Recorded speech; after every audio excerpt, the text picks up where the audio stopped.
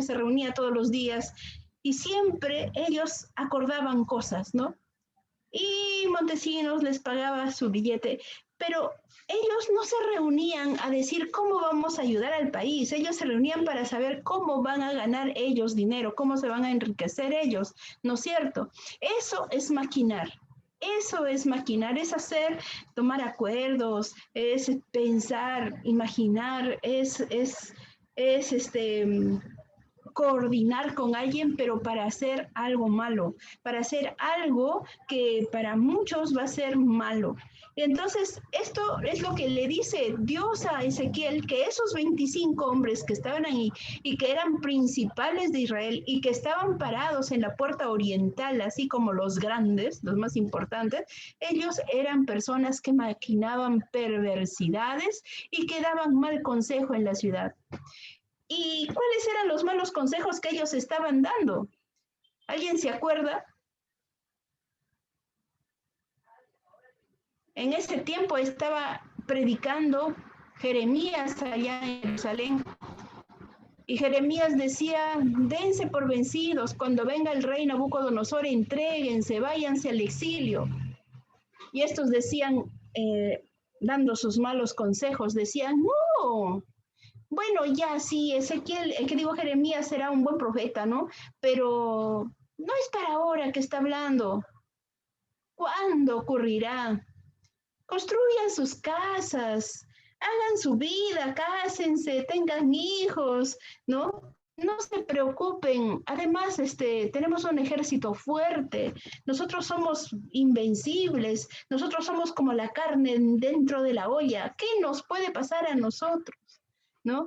Y ellos les aconsejaban a la gente de no volver su corazón a Dios así, no con esas palabras, ¿no? Porque, claro, ellos no dijeron desobedezcan a Dios, pero en otras palabras eso era lo que estaban haciendo, ¿no? Porque Dios a través de Jeremías hablaba diciendo, entréguense, y ellos decían, no, no lo hagan. Entonces, pues, estaban dando consejo contrario. Y bueno, ellos tenían esta palabra, ¿no? Que son como la carne dentro de la olla. Y eso era un dicho, como les había dicho yo la semana pasada, que ellos utilizaban para querer significar que ellos eran como la carne, las personas, y la olla como una fortaleza de hierro alrededor de ellos que los defendía, ¿no? Que los protegía, que cuando vengan los babilonios no iban a poder penetrar las murallas de Jerusalén, ellos iban a estar tan seguros como la carne en la olla. Además, ellos tenían una idea equivocada, por cierto, pero tenían la idea de que si ellos no habían sido llevados al exilio, porque si ustedes se acuerdan, ¿no? Habían habido ya dos grupos de gente que había sido exiliada, que ya se habían ido. Si se acuerdan, en el primer grupo, la primera vez que se llevó gente, Nabucodonosor se llevó a Daniel, y la segunda vez se llevó a Ezequiel, ¿no? Y iba a haber una tercera vez, y Dios les decía, entréguense, váyanse, ya no le hagan resistencia a Nabucodonosor. Pero la gente de allá decía, no, sí, vamos a hacer resistencia, buscaban aliados con las otras naciones y todo. Entonces, ellos sentían que al no haber sido exiliados, al quedarse ellos, estar ellos en Jerusalén, pues porque ellos eran los santos, 3 veces santos, y que por eso Dios les había permitido quedarse en Jerusalén y era su responsabilidad. Era algo así como, ¿cómo les puedo decir? Si ellos se han ido exiliados porque eran pecadores. Por eso Dios no los cuidó y por eso Dios permitió que sean exiliados. Y nosotros, en cambio, que estamos aquí en Jerusalén, somos la crema innata de la sociedad. Nadie mejor como nosotros. Nosotros sí somos santos y nosotros sí estamos en comunión con Dios. Eso pensaban. Y ellos crecían, se sentían muy, muy especiales, ¿no? Entonces en eso estaban ellos cuando el Señor le habla a Ezequiel y le dice, profetiza contra estos 25 hombres, ¿no?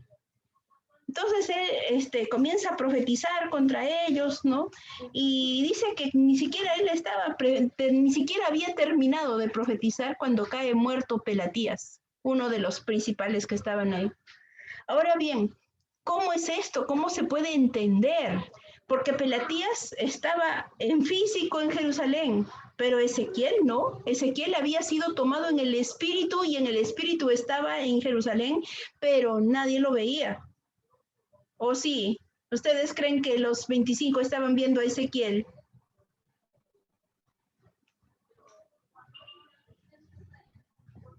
Hola. ¿Están vivos, hermanos? ¿Están ahí?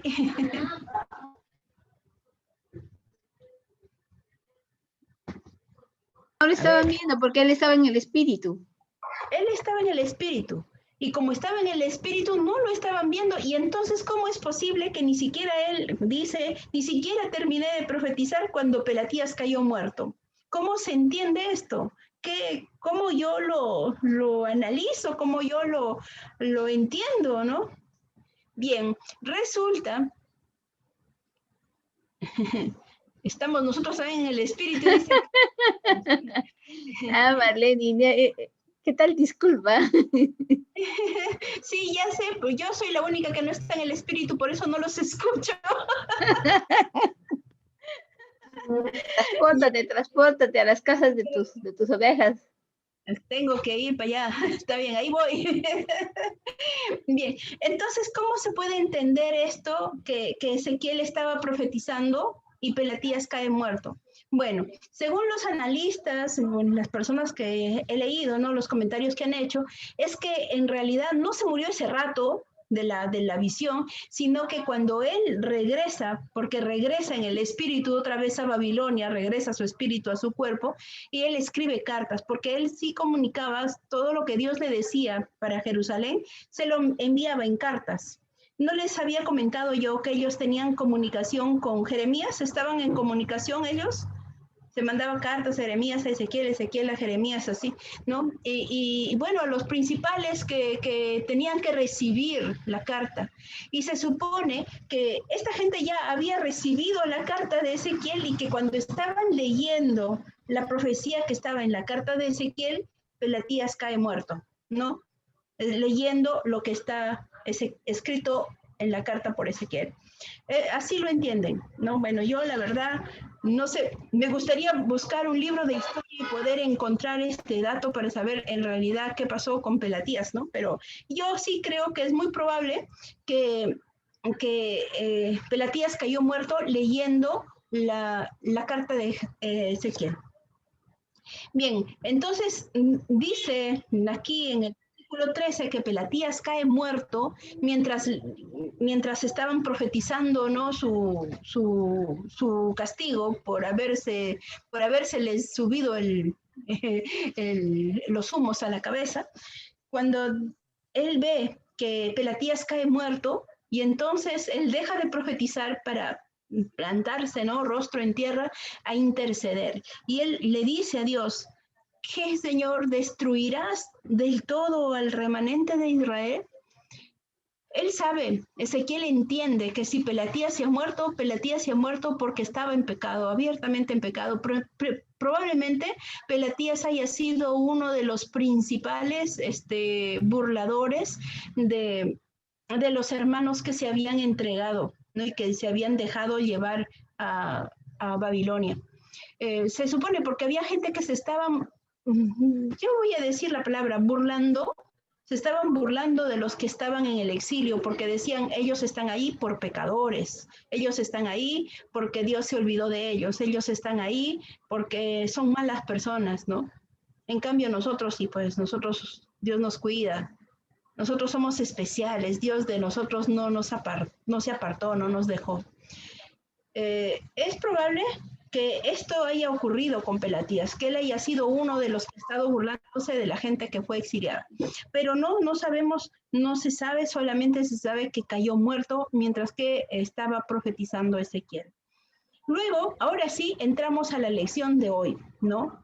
Así que por favor, con su Biblia vamos a ir leyendo el capítulo 11 del verso 14 hasta el 25 y lo vamos a ir analizando poquito a poquito.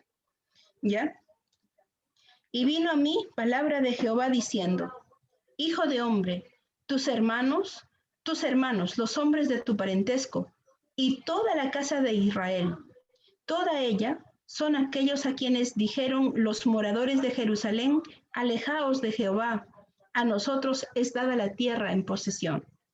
Por tanto, di, así ha dicho Jehová el Señor, aunque les he arrojado lejos entre las naciones y les he esparcido por las tierras, con todo eso les daré por un pequeño santuario en la tierra a donde lleguen, ¿no? Les seré, el Dios mismo será un pequeño santuario a la tierra donde vaya, ¿no? Y continuamos en el 17, dice, di por tanto, así ha dicho Jehová el Señor, yo os recogeré de los pueblos y os congregaré de la tierra en las cuales estáis esparcidos, y os daré la tierra de Israel. Y volverán allá y quitarán de ella todas sus idolatrías y todas sus abominaciones. Y les daré un corazón y un espíritu nuevo. Pondré dentro de ellos y quitaré el corazón de piedra de en medio de su carne y les daré un corazón de carne, para que anden en mis ordenanzas y guarden mis decretos y los cumplan y me sean por pueblo y yo sea a ellos por Dios. Mas aquellos cuyo corazón anda tras el deseo de sus idolatrías y de sus abominaciones, yo traigo su camino sobre sus propias cabezas, dice Jehová el Señor. Después alzaron los querubines sus alas y las ruedas en pos de ellos, y la gloria de Dios de Israel estaba sobre ellos. Y la gloria de Jehová se elevó de en medio de la ciudad y se puso sobre el monte que está al oriente de la ciudad. Luego me levantó el espíritu y me volvió a llevar en visión del espíritu de Dios a la tierra de los caldeos, a los cautivos, y se fue de mí la visión que había visto. Y hablé a los cautivos todas las cosas que Jehová me había mostrado. Muy bien, entonces aquí estamos leyendo, hemos leído capítulo 4, 5, 6, 7, 8, 9, 10 y el 11, la primera parte, todo juicio, juicio, juicio, juicio, ¿no? Y por fin llegamos a esta segunda parte del capítulo 11, donde comenzamos a ver promesas, la promesa, ¿no? Qué bonito, empieza a ponerse bonito el libro, ¿no? Porque ya estábamos un poco asustados, tanto castigo, ¿no? Bueno, no creo. Pero sin embargo, estas historias nos ayudan a nosotros a entender qué fue lo que esos hombres del Antiguo Testamento hicieron mal para que nosotros nos guardemos, porque así como Dios castigó a ellos por su idolatría y por su pecado, no nos va a dejar a nosotros sin castigo si hacemos lo mismo. Entonces, es mejor que aprendamos de los errores de ellos y vivamos en santidad y vivamos en comunión con Dios. Muy bien, entonces vamos empezando ahora a analizar versículo por versículo el capítulo, desde el 14, ¿ya? Dice entonces, vino a mí palabra de Jehová diciendo, hijo de hombre, tus hermanos, aquí la anterior parte termina en que Ezequiel está intercediendo, ¿no es cierto? Porque él está viendo que Pelatías se murió y él supo, era evidente, que Pelatías murió por juicio, porque el juicio le cayó, igual que, ¿se acuerdan de Ananías y Zafira? ¿Qué les pasó? ¿Alguien se acuerda de Ananías y Zafira? Sí, murieron. ¿Cómo porque fue? habían tratado de engañar, o sea, habían vendido su heredad y habían dado parte del precio diciendo que era todo. Y entonces se enojó Dios y los... Porque no había engañado a los hombres sino a Dios, dice, y le cayó el juicio. Ese rato, primero a Ananías y después a Zafira, ¿no? Entonces, el juicio de Dios les llegó como rayo, ¿no? Entonces, igual Pelatías, cuando él estaba leyendo, cuando estaba, bueno, no él mismo de repente estaba leyendo la carta de Ezequiel, es probable que cayó muerto porque el juicio de Dios vino sobre él. Y entonces Ezequiel, que vio las cosas, porque ustedes saben, en la profecía uno ve las cosas que van a suceder como si fueran, como por ejemplo, el apóstol Juan nos cuenta, todo lo narra, ¿no? El Apocalipsis, todo lo que va a suceder, que aún no ha sucedido. Miren cuántos miles de años estamos después de que Juan ha muerto y las cosas que él ha profetizado todavía no se cumplen, pero él ya las contó. Él las vio como si fueran, ¿no es cierto? Entonces, eso mismo ocurrió con Ezequiel. Él vio algo que todavía no ocurría, pero que iba a ocurrir porque era una revelación de Dios. Y entonces Ezequiel se pone a interceder y Dios lo consuela. Cuando él le comienza a interceder y le dice, pero se matarás a todo el remanente, porque Ezequiel entendía que el pueblo de Ezequiel estaba en pecado. Todos los que estaban en Jerusalén y los que estaban en Babilonia, todos estaban en pecado. Todos estaban en pecado. Entonces, dijo, si hay juicio y la gente se muere por el pecado en el que están, entonces no vamos a quedar nadie. Es igual que ahora, ¿no? Si el Señor quisiera mandar juicio sobre aquellos que han pecado, escucha, nos morimos todos, ¿no? Entonces, Ezequiel se pone a interceder y dice, Señor, ¿no dejarás un remanente? Y es entonces ahí que el Señor lo consuela, pero se da una cosa interesante, porque, ¿quiénes creen ustedes? A ver, si ustedes hubieran estado viviendo allá en ese tiempo y hay un grupo de gente exiliada y un grupo de gente que todavía está en su patria, ¿quiénes son los que están peor? ¿Los exiliados o los que están en su patria, en su casa, con su vida? Los que están en su patria, porque ellos van a recibir mayor castigo. Ya, pero si ustedes hubieran sido los que están viviendo en ese tiempo, ¿hubieran pensado eso igual? ¿O hubieran pensado como ellos en ese tiempo? ¿No? No, de repente hubieran dicho, no, los que estamos mejor somos nosotros, pues que estamos aquí en nuestra casa, en nuestro país, no somos esclavos de nadie. En cambio, ellos dos ya lo vieron. Daniel le hicieron eunuco. Y aunque vivía en el palacio, pero él ya estaba condenado a no poder casarse y tener familia, ¿no? Igual era un esclavo. Y Ezequiel no era un esclavo, pero era un colono en un lugar inhóspito. Entonces la gente hubiera dicho, mejor están los que están en Jerusalén. Y eso fue lo que decían, mejor somos nosotros, porque nosotros estamos aquí privilegiados. Pero lo que no sabían es que todos esos iban a morir, ¿no? Les iba a llegar un castigo. Es increíble porque aquí, cuando el Señor consuela a Ezequiel y le comienza a decir porque Ezequiel está pidiendo por el remanente, ¿no? Para que quede alguien del pueblo. Y entonces Dios le habla a Ezequiel y le dice, hijo de hombre, tus hermanos, le dice, tus hermanos, los hombres de tu parentesco, o sea, tus hermanos, hermanos de sangre se refiere, ¿no? Familia, tu familia, en otras palabras, son los hombres de tu parentesco y toda la casa de Israel, toda ella, son aquellos, le está diciendo, ¿quiénes son? Son aquellos a quienes dijeron los moradores de Jerusalén, alejaos de Jehová, a nosotros es dada la tierra en posesión. Es que aquí estaban estos burladores, ¿no? Y les había dicho yo que de repente Pelatías haya sido uno de ellos, que decía, bueno, ya ellos ya los desahució Dios, ¿no? Ya Dios los ha abandonado.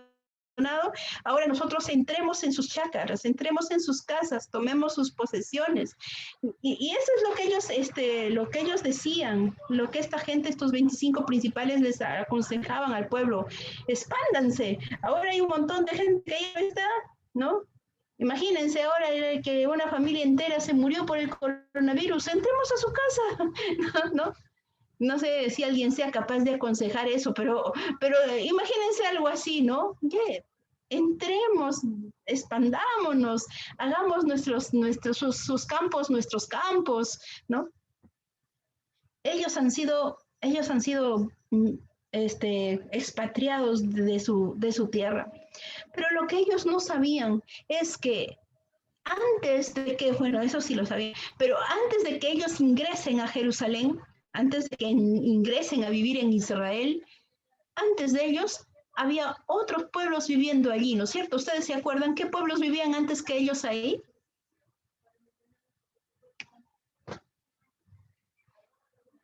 Uy, El pueblo de Jericó, el pueblo de Ai. Jai, Jericó. Todos los cananeos, los Ahora jebuseos, sí. los amorreos, todos Ahí los estaban los filisteos. cananeos, estaban los filisteos, estaban los amorreos, los jebuseos, los naveos, estaban todos esos feos, ¿no? Y el Señor estaba indignado con esa gente porque esa gente había llegado al colmo en su pecado y el Señor dijo, que están ya perdidos. Y la tierra vomitó a esos pobladores, la tierra los botó, los expulsó, ¿no? Bueno, obviamente fue Dios. Fueron expulsados. ¿Por qué fueron expulsados los cananeos, los filisteos, los jebuseos, los heveos, los heteos y los moabitas y todos ellos? ¿Por qué fueron expulsados? Porque eran idólatras, pecadores, y esa tierra le había sido prometida al pueblo de Dios. Al pueblo de Dios, ¿no es cierto? O sea, esa tierra estaba habitada por gente que cometía, como dice Mijaelito, pecados abominables. Realmente eran pecados horrendos. Adoraban a Moloch, adoraban a unos dioses que encima pedían unos sacrificios impresionantes. Y la gente lo hacía, ¿no? Tenían que la prostitución santa, que tenían, bueno, era una idolatría, pero mezclada con inmoralidad sexual, había una perdición muy grande y el Señor dijo, no lo soporto más, ¿no? Y antes que ellos, nosotros sabemos a los sodomitas y a los gomorritas, a 5 ciudades, ¿no? Porque fueron 5, pero las ciudades más grandes eran Sodoma y Gomorra, que fueron destruidas por fuego y azufre. ¿Por qué razón fueron destruidos Sodoma y Gomorra? Por su perversión. Porque estaban llenos de pecado, ¿no? Si el pecado había llegado a su colmo tanto que el Señor ya no lo toleró más y dijo, aquí se acaba, por sus pecados. Muy bien, Mijael. Entonces, el pueblo de Israel estaba haciendo exactamente lo mismo que habían estado haciendo los pobladores antes que ellos. Estaban haciendo exactamente lo mismo y el Señor no quería que ellos se copien de esta gente. Y por eso cuando ellos invaden y entran a la tierra prometida, Dios le dijo, y les harás guerra y los matarás y no perdonarás de ellos ni a sus animales, ni a los niños. No quiere nada, porque esto todo era anatema. ¿Se acuerdan lo que pasó en Jai? Todo, no quería el Señor que tengan ni sus cosas, ni sus casas, no quería que se contaminen con nada, porque esa gente estaba completamente pervertida. Y entonces el Señor los eliminó de delante de los israelitas. Pero ahora los israelitas estaban haciendo exactamente lo mismo que la gente que había sido exterminada delante de ellos. Y por lo tanto, Dios, como es justo, por más que ama a su pueblo Israel, no los iba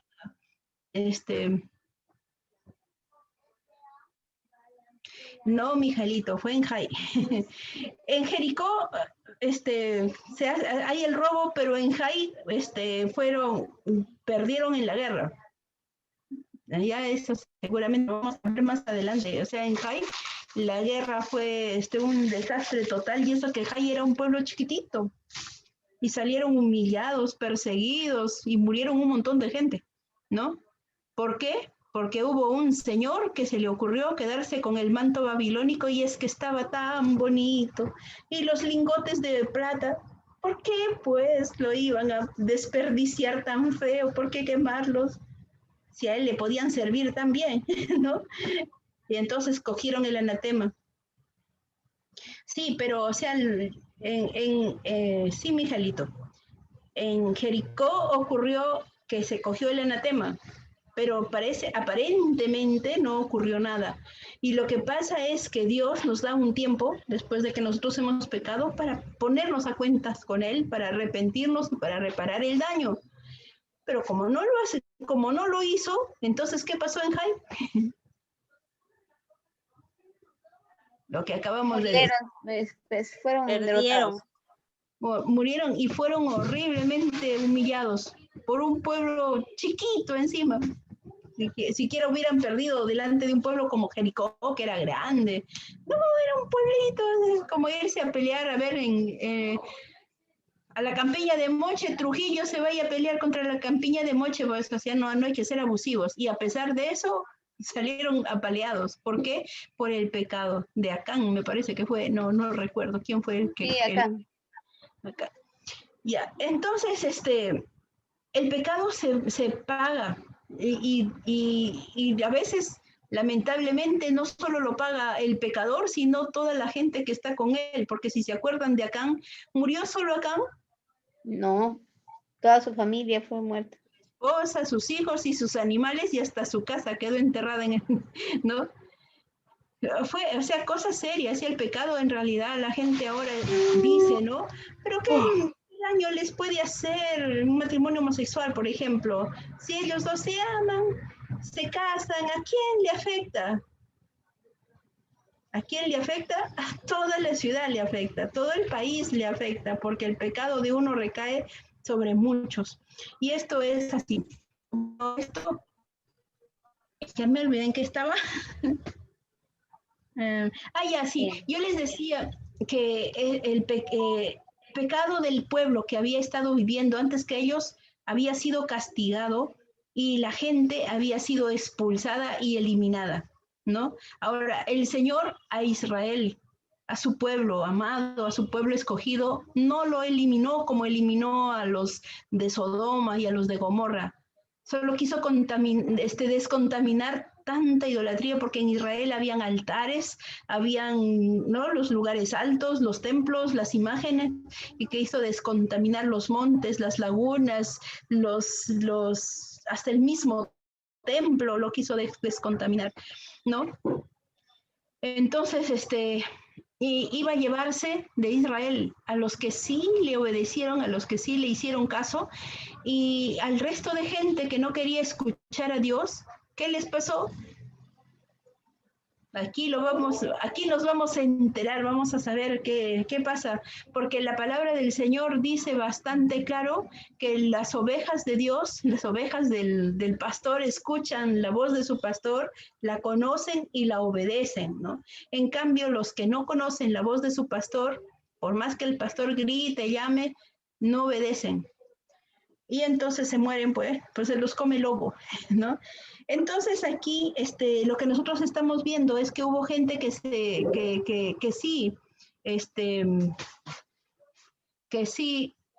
violé. Hay clase de escatología, por cierto. ¿Vas a entrar? No sabía. Yo no voy a entrar, yo lo voy a ver en el mejor lo vemos mañana ya. Ya, entonces les decía que la gente de Israel estaba dividida en dos posiciones. Los que querían seguir a Dios, los que querían obedecer, los que querían escuchar a Ezequiel, a Jeremías, ¿no? Los que querían escuchar a los profetas y a los que obedecían, porque si bien es cierto, la ciudad, el país, de todas partes, pero había gente que todavía permanecía fiel al Señor, y el Señor quiso salvar a esa gente. Por eso cuando Ezequiel se pone a interceder por la gente que moría, por el juicio, Dios le dijo, tus hermanos, los hermanos de tu parentesco, es decir, tu familia, la gente de tu mamá, tu papá, así como cuando Jesús, ¿se acuerdan que dijo cuando le dijeron tu mamá y tus hermanos están afuera? ¿Qué dijo Jesús? ¿Quién es mi mamá y quiénes son mis hermanos? Preguntó. ¿Y quiénes era? Según Jesús, la respuesta. Los que hacían la voluntad del Padre. Ya, entonces se está hablando de un parentesco familiar con Ezequiel, y en este caso igual con Jesús. ¿Quiénes eran los que hacían ese parentesco?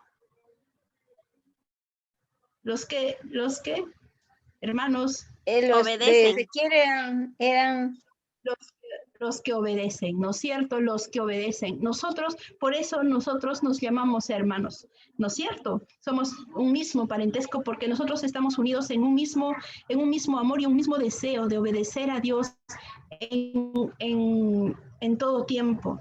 No que seamos santos, porque no puede ser posible. Somos santificados en Cristo, sí, pero nosotros somos conscientes que nos equivocamos, que fallamos, pero que también sabemos que podemos ponernos a cuentas con Dios inmediatamente, que tenemos un tiempo de gracia y ya lo hemos visto, y que no podemos permitir que ese tiempo de gracia se acabe, porque cuando el tiempo de gracia se acaba, viene el juicio. ¿No es cierto? Y nosotros no sabemos cuál es el tiempo que Dios tiene para cada uno de nosotros. Así que es mejor, hermanos, inmediatamente ponernos a cuentas con Dios, por más que tengamos más tiempo de gracia, ¿no? No dejemos pasar el tiempo, no dejamos que el sol se ponga sobre nuestro... Hay una palabra ya en la Biblia que dice que no dejemos que el sol se ponga sobre nuestro enojo, ¿no? Pero nosotros lo vamos a decir así, no dejemos que el sol se ponga sobre nuestro pecado. Si hemos cometido algo malo, inmediatamente ponernos a cuentas con Dios, pedirle perdón y tratar de cambiar, ¿no? Como una firme resolución. Entonces, ahí estaban esta gente burlándose de los que habían sido exiliados, y sin embargo Dios le dice, entre los exiliados, ahí está tu familia. Ellos son tu padre, tu madre, tus hermanos. Ellos son tu parentesco. Y toda la casa de Israel que obedece, esa es tu familia. Eso fue lo que le dijo a Dios. Este es el remanente por el cual tú me estás pidiendo. Entonces en el 16 continúa y dice, por tanto, di así, ha dicho Jehová el Señor, aunque les he arrojado lejos entre las naciones, miren esta promesa, qué bonita, ¿ya? Aunque los he arrojado lejos entre las naciones y les he esparcido por las tierras, con todo eso les seré por un pequeño santuario en la tierra a donde lleguen. Miren qué bonito, porque lo que el Señor está diciendo, ustedes están en Babilonia, ¿no?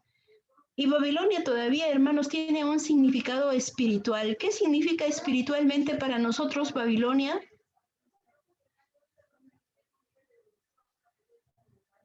Niños, niños.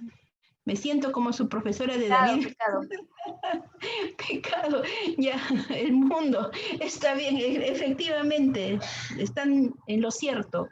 El pecado, el mundo. No importa que ustedes estén en medio de esa gente perversa, y no importa que ustedes estén en el exilio, no importa, porque yo estoy con ustedes. Entonces nosotros estamos viendo aquí una cosa interesante. En Jerusalén estaba la gente en el templo, tenían templo, se iban a la iglesia, ¿se acuerdan? Estaban en el templo, los ancianos ministrando, pero estaban en el templo y el templo estaba contaminado, lleno de idolatría. Y sin embargo, tenemos a Ezequiel en Babilonia, ya en Tel Aviv, y Dios estaba con él. Hermanos, miren, ahora nosotros estamos viviendo una situación complicada, difícil, no podemos congregarnos dentro de una iglesia, en un templo, no podemos, ¿no? Pero hermanos, Dios está con nosotros, así como estuvo con los hermanos estos en la cautividad de Babilonia. Ellos ya no pudieron estar en el templo, pero Dios fue y dijo, yo seré para ustedes como un pequeño santuario. ¿Cuántos dicen, gloria a Dios, que el Señor está con nosotros, aunque no estemos nosotros en el templo, ¿no? El Señor ha hecho sus Amén. de nosotros, ¿no? Y qué bonito saber que por más que nosotros estemos lejos, nosotros los unos de los otros, pero Dios está cerca, ¿no? Dios es cercano, Él es muy, muy cercano a nosotros, y qué bonita esta promesa. Y luego continúa en el 17 y dice, di por tanto, así ha dicho Jehová el Señor, yo os recogeré, miren esta promesa que les hace, yo os recogeré de los pueblos y os congregaré de la tierra, de las tierras, ¿no? En las cuales estáis esparcidos, y os daré la tierra de Israel. Y volverán allá y quitarán de ella todas sus idolatrías y todas sus abominaciones.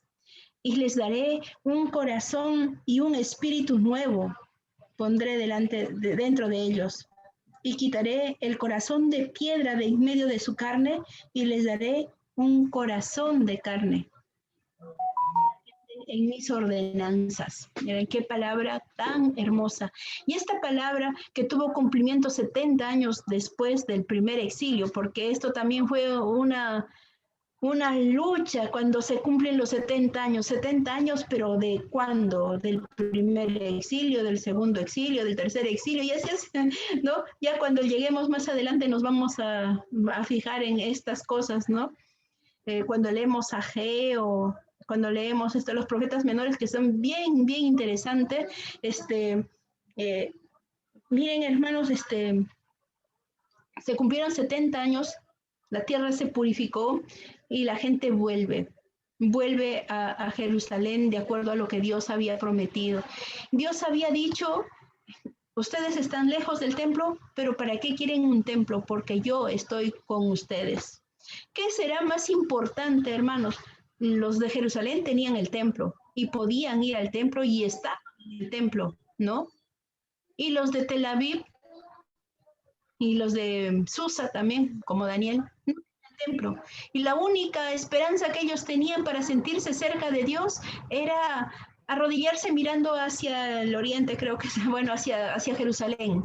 Abrían sus ventanas y oraban mirando hacia Jerusalén. Era lo máximo que podían acercarse a Dios, al templo, ¿no? Pero la diferencia es que ellos, lejos geográficamente del templo, pero cerquita de Dios.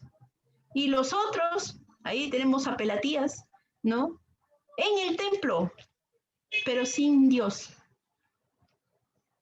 ¿Qué será preferible?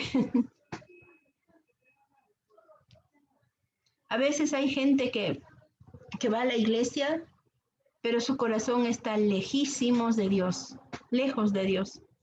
Y se van al templo por cuántas razones, ¿no? De repente, Miguelito dice, lejos del templo y cerca de Dios. Bueno, yo creo que definitivamente esa es la opción que debemos elegir todos, ¿no? Si nos vemos en una obligación, claro. Dios dice que debemos congregarnos, pero hay tiempos como estos en los que no es posible. No es posible sin transgredir las leyes, ¿no? Pero no importa si estamos lejos del templo, pero sí cerca de Dios, ¿no? Esta profecía también se cumplió, hermanos, cuando hace poco en la ONU les autorizó a volver a los de Israel a su patria, ¿se acuerdan? Tuvo un segundo cumplimiento y Dios los recogió de todas las tierras en las que habían sido esparcidos y ellos regresan a Jerusalén. Y ustedes ven a los hermanos en Israel, una nación chiquitita, bien chiquita, pero que está despuntando como una potencia mundial porque está progresando de una manera que definitivamente solo Dios los está ayudando para poder progresar como progresan, teniendo tantos enemigos, ¿no? La Franja de Gaza, que es una cosa chiquitita. La Franja de Gaza es más chica que Trujillo, es chiquitito. Y ahí es una zona bélica total, ¿no? Los mortifican a los de Israel. Pero es así, esa es la persecución del diablo contra el pueblo de Dios que siempre se la tiene atravesado. En fin. Entonces el Señor dice, yo les voy a dar, los voy a recoger primero de todos los lugares de donde los he esparcido y una vez que estén ahí, les voy a dar un corazón nuevo, un espíritu nuevo pondré dentro de ellos. Ay, ay, ay. A veces sabemos cristianos que necesitamos ese espíritu nuevo, así que si estamos necesitando, pidamos al Señor que ponga dentro de nosotros un espíritu nuevo y su Santo Espíritu, ¿no? Nos fortalezca. Y también para que nuestro corazón sea cambiado, si es de piedra, en uno de carne que sienta como el corazón de Dios, ¿no? Muy bien, y esto fue cierto, porque ustedes saben que en ese exilio, mientras que estaban esperando que se cumplan los 70 años para retornar a Israel, en Babilonia, en medio de toda esa porque había una perdición total en Babilonia, unas fiestas mortales, un desenfreno total había en Babilonia, pero ahí, en medio de ese lugar, los israelitas se identificaron tanto como nación que no dejaron de hablar su idioma para hablar el idioma de los babilonios. Sumerio, creo, no recuerdo el idioma que hablaban en Babilonia. No dejaron su idioma. Aprendieron el idioma del lugar en donde estaban, pero no lo utilizaban para sus cultos, porque tenían, yo le voy a decir cultos, no se llama culto, de ellos se llama, se me fue la palabra, pero un equivalente a lo que nosotros hacemos un culto, sus cultos siempre eran en hebreo. Y ellos comenzaron, apareció la secta esta de los fariseos allá, ¿no? Aparecieron también los esenios allá. ¿Alguien sabe quiénes eran los esenios de las cuevas de Qumran? ¿Qué pensaban? ¿Alguien se acuerda?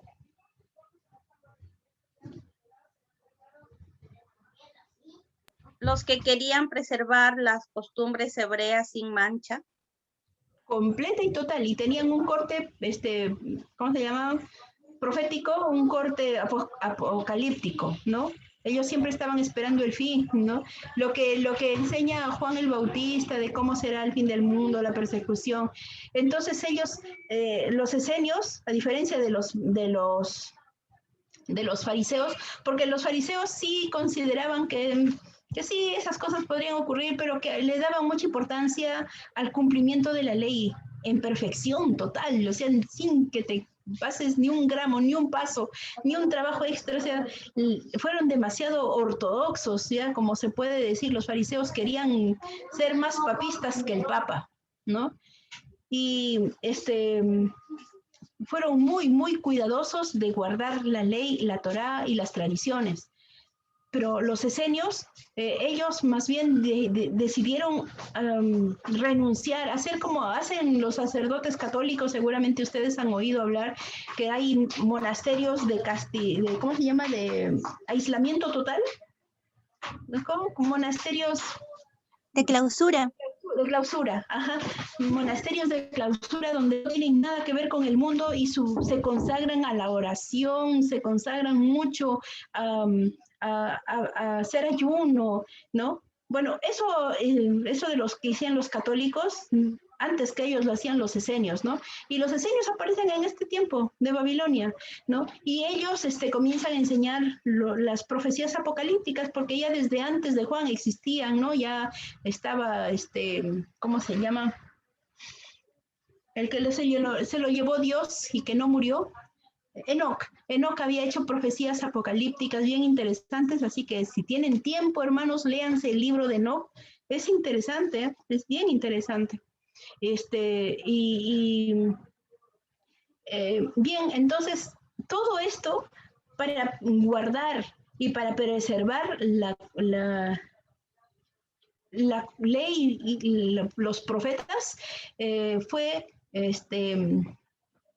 ¿cómo les puedo decir? Fue todo ese esfuerzo que hicieron los fariseos y los esenios allá en Babilonia. Así que terminados los 70 años, a ver, díganme si sí o no que Dios cumplió su palabra cuando dijo y les daré un corazón de sangre, un corazón de carne, ¿no? ¿Cumplió o no cumplió? Sí, ¿no es cierto? Lo cumplió. Y lo hizo antes de los 70 años. De tal manera que cuando regresan a Jerusalén, regresa gente pero recontra encendida y avivada en el fuego, no sé si se diga fuego pentecostal, porque no existía eso, pero era gente que cuidaba mucho sus tradiciones, su cultura, su idioma, su El celo de escritura. Dios. Sí, eso, o sea, ellos eran los guardianes y gracias a ellos, miren que los escribas, porque también los escribas aparecen juntamente con los fariseos, ¿no? Mantenían los manuscritos de la Biblia con tanto cuidado, con tanta prolijidad, aprendieron a hacer ese sistema de puntos y todo para poder hacer el trabajo. Todo eso lo hizo Dios en esos 70 años y los estaba preparando para regresar a su tierra. Pero como les había ido tan bien, sobre todo a los de la segunda dispersión, a los que fueron con Ezequiel, que cuando se cumplieron los 70 años y llega a reinar el rey Darío les dice a los esclavos judíos que vuelvan a su tierra, ¿no? ¿Se acuerdan que estaba allí Esdras y Nehemías, que eran que trabajaban en la corte con el rey?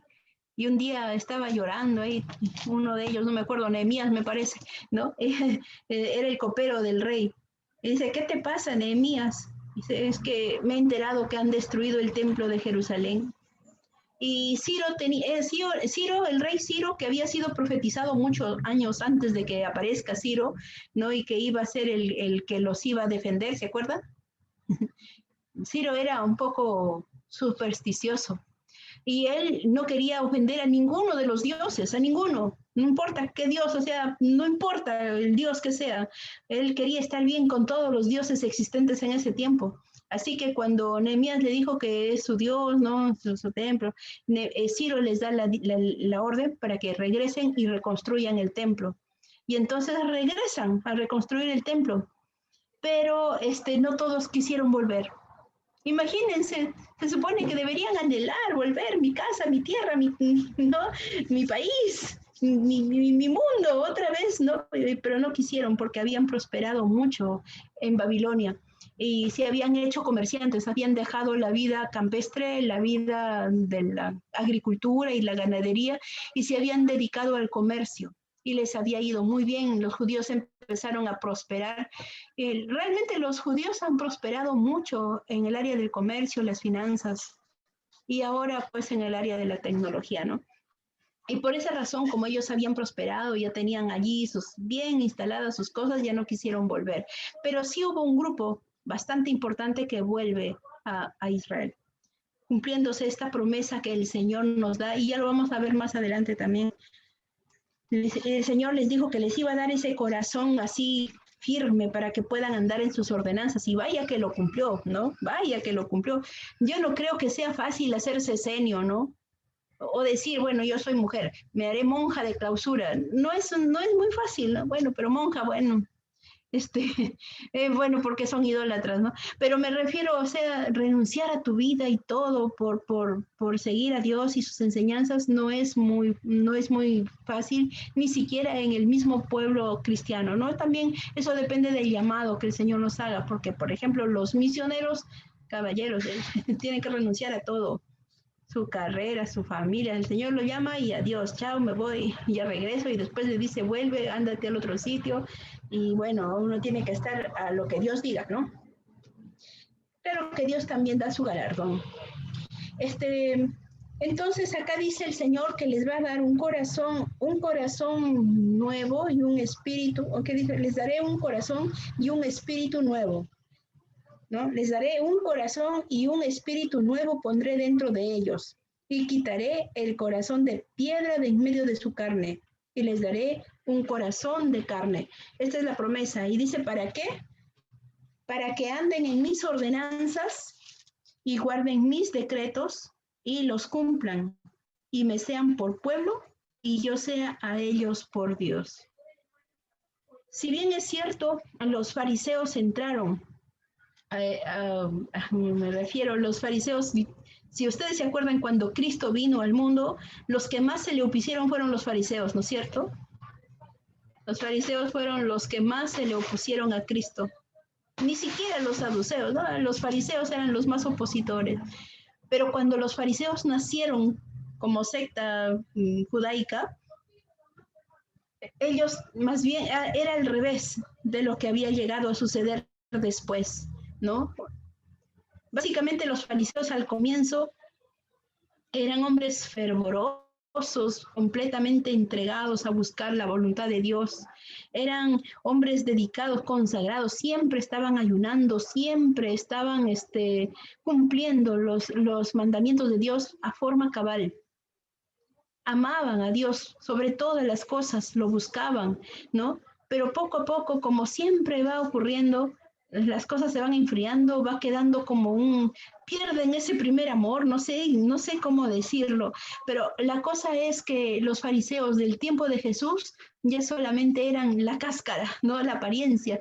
El Señor les dijo, ustedes son como tumbas blanqueadas, por afuera bonitos, ¿no? Pero adentro están llenos de hueso, de mortandad. Y bueno, que eso no nos ocurra nunca, hermanos, nunca, nunca. Hay un proverbio popular que dice que se empieza como carrera de caballo y se para con parada de burro. No, no, algo así es el dicho, ¿no?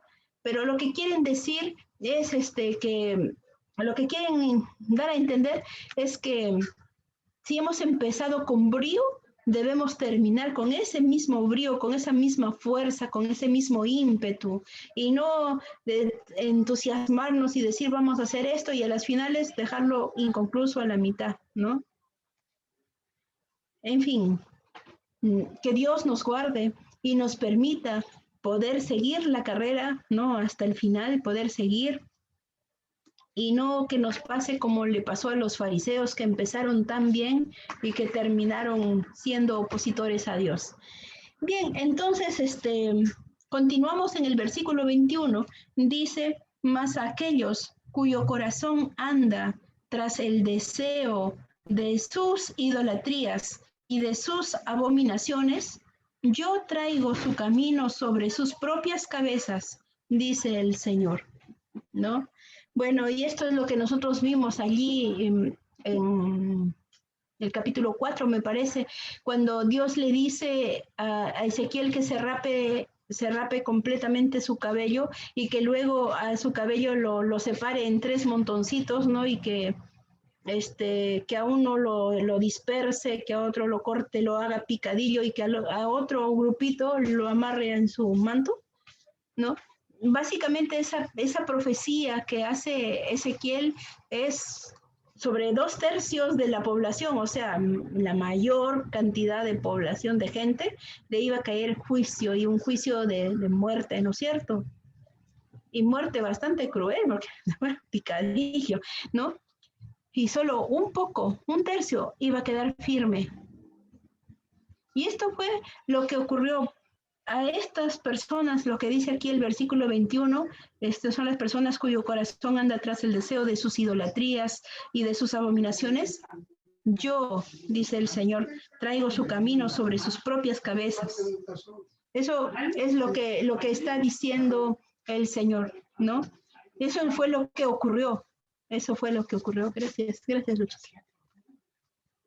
Ya. El versículo 22 continúa diciendo, después alzaron los querubines sus alas y las ruedas en pos de ellos, y la gloria de Dios de Israel estaba sobre ellos. Y la gloria de Jehová, si ustedes se acuerdan, Ezequiel había sido llevado en el espíritu hasta Babilonia, y él había visto, ¿no?, la gloria de Dios. ¿Se acuerdan? Habían visto la gloria, él había visto primero que se le apareció la gloria de Dios, los querubines, el altar, ¿no?, de Dios, ahí donde estaba sentado el Dios Todopoderoso, y con él se va juntamente hasta Babilonia. Ahora está viendo que se regresan, que se vuelven otra vez para Babilonia, otra vez ve la gloria de Dios salir de Jerusalén. Pero dice aquí, y la gloria de Jehová se elevó de en medio de la ciudad y se puso sobre el monte que está al oriente de la ciudad. Acá es interesante que todas las veces que nosotros hemos leído hasta ahora que la presencia de Dios deja Jerusalén, siempre lo hace con pena, ¿no? Siempre lo hace que me voy, pero no quiero irme, ¿no? Le duele al Señor. Por eso cuando lo vimos la primera vez salir del templo, se fue del lugar santísimo al lugar santo, pasó a los atrios, de ahí se puso en el umbral, de ahí salió a los atrios de afuera, y de ahí se fue por la puerta oriental hasta el Monte de los Olivos, ¿no es cierto? Así de poquito en poquito me voy, pero por favor pídanme que me quede, ¿no? Es que cuando te vas a visitar a alguien, ¿no?, que tú estimas mucho y te dicen ya me voy, ¿no? Tú le dices quédate, no te vayas, ¿no es cierto?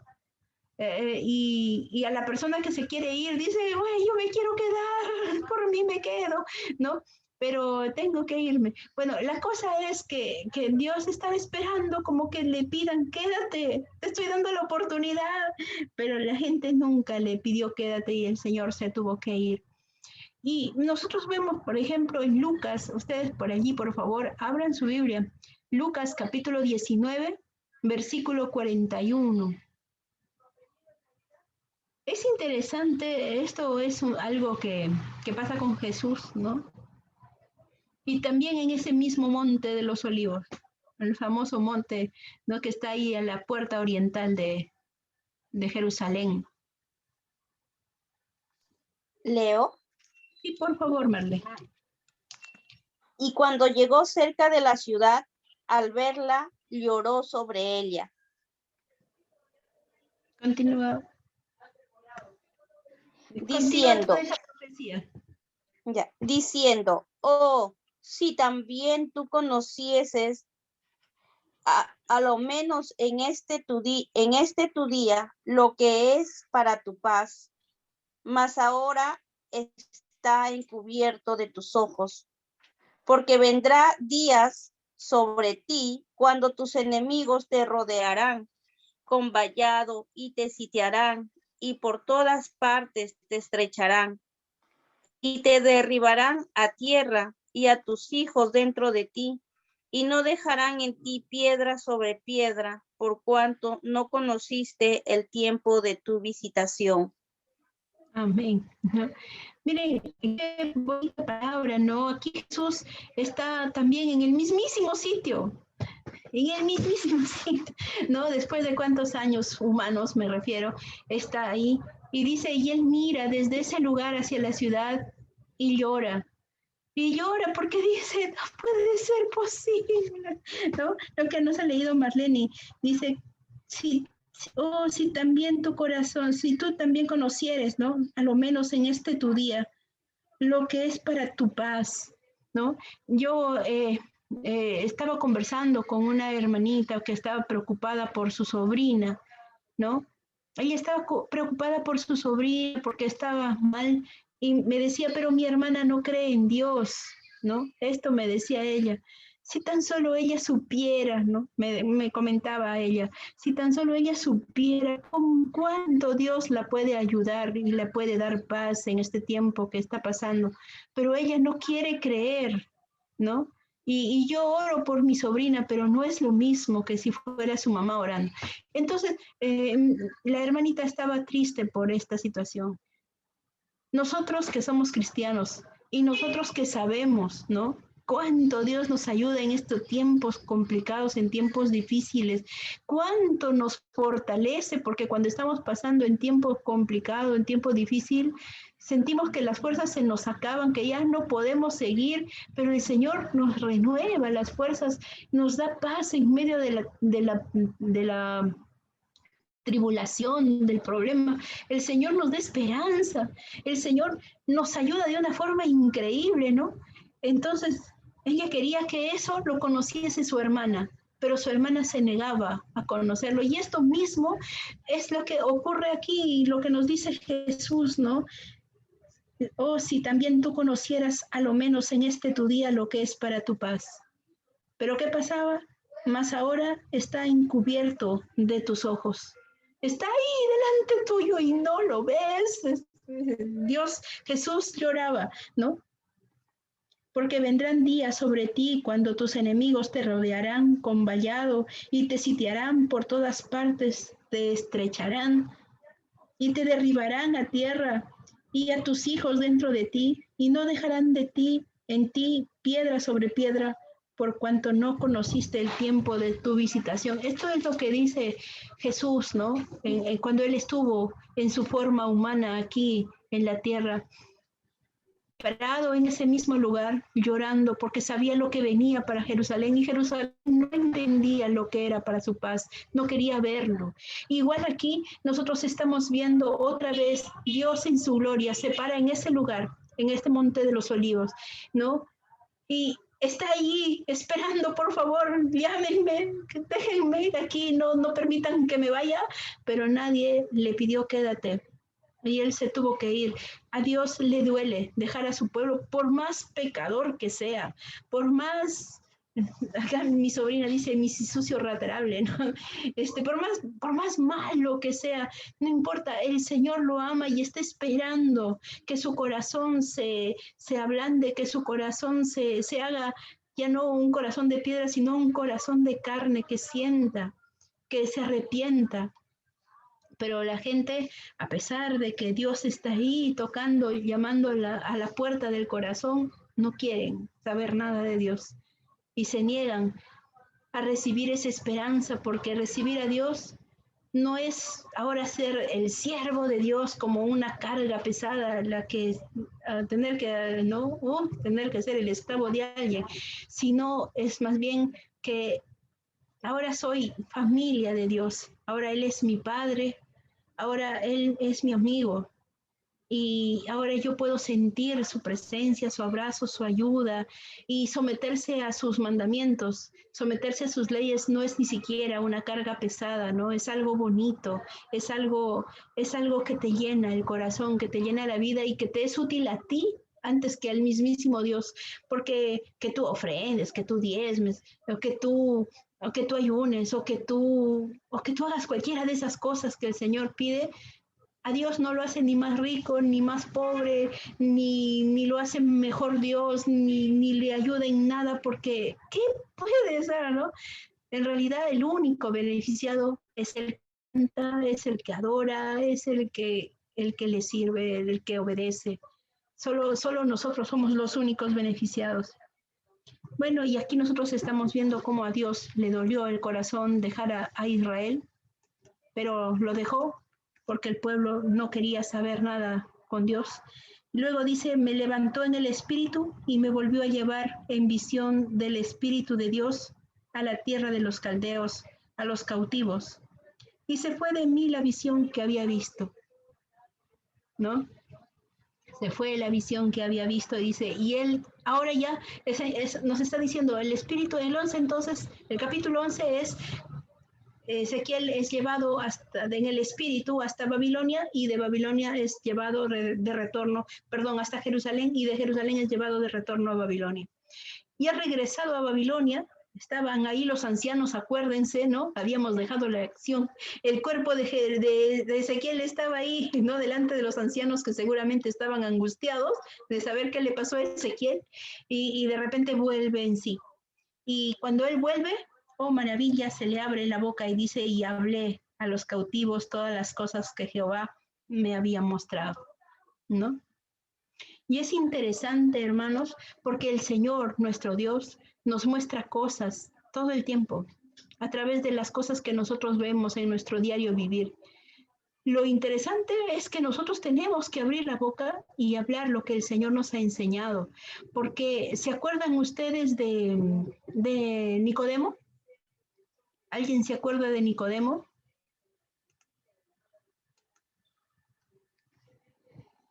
¿Quién fue Nicodemo?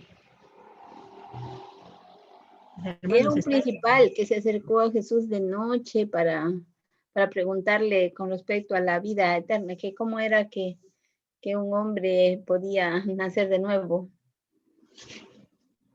¿No? Y Jesús le contesta, Nicodemo le dice, ¿cómo tú, siendo un principal, ¿no? Siendo un maestro de la ley, no sabes estas cosas terrenales? ¿Cuántos menos sabrás las espirituales, no? Básicamente el reproche que le hace Jesús a Nicodemo es que, ¿qué cosa está enseñando? ¿Qué cosa estás enseñando si no entiendes las cosas de lo divino? Miren, realmente el Señor, cuando nosotros le recibimos en nuestro corazón, nos constituye, ¿no? Nos constituye como sacerdotes y como príncipes, ¿no es cierto? A ver, ¿cuántas princesas hay aquí? Las escucho, princesas de Dios. Ahí hay una. Acá. Ahí hay otra, dos. Amén. Bueno, amén, amén. mis princesas están en el espíritu, no puede ser. ¿Y cuántos príncipes del Señor? ¿No? Todos nosotros aquí, está Alvarito, está el hermano Andrés por aquí. Está nuestro hermano Daniel. Ustedes son conscientes, todos nosotros somos conscientes que el Señor cuando le hemos recibido nos ha constituido en sus príncipes y princesas, ¿no? Reyes y sacerdotes, dice la palabra del Señor. Pero si el Señor nos ha hecho del real sacerdocio, ¿qué es un sacerdote? ¿Qué debemos hacer como el sacerdocio real que el Señor nos ha constituido? ¿Qué hace un sacerdote?